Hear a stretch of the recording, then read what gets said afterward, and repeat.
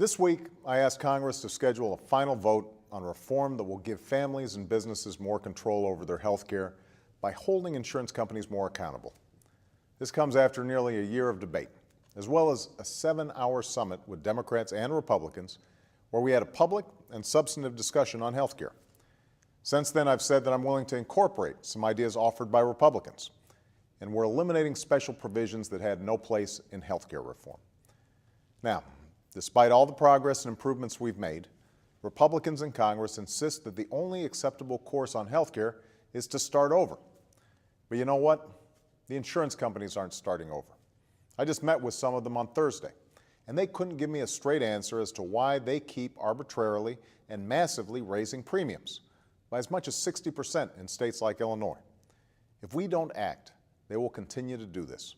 They'll continue to drop people's coverage when they need it.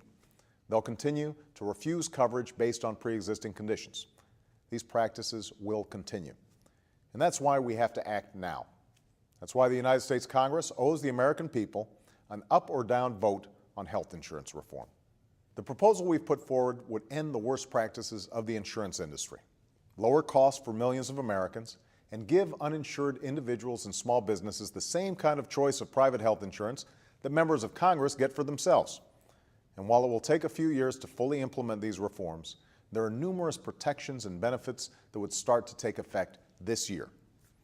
This year, small business owners will receive tax credits to purchase health insurance. This year, thousands of uninsured Americans with pre-existing conditions will finally be able to purchase coverage.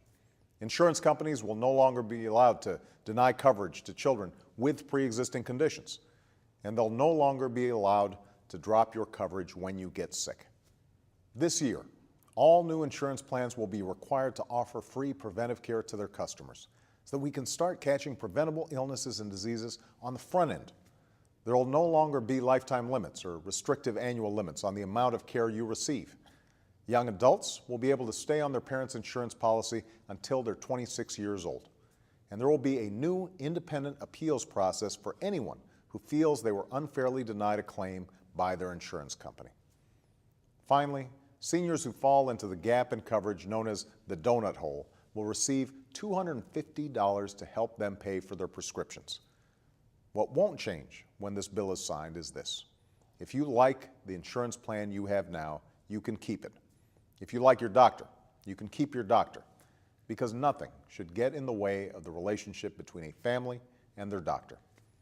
If we act now, all this will happen this year. Millions of lives will improve. Some will be saved.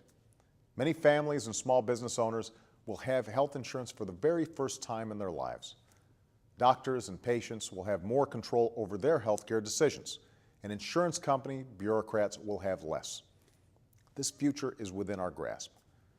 But we also know what the future will look like if we don't act.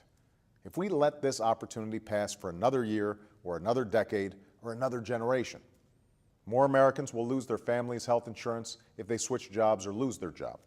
More small businesses will be forced to choose between health care and hiring. More insurance companies will raise premiums and deny coverage.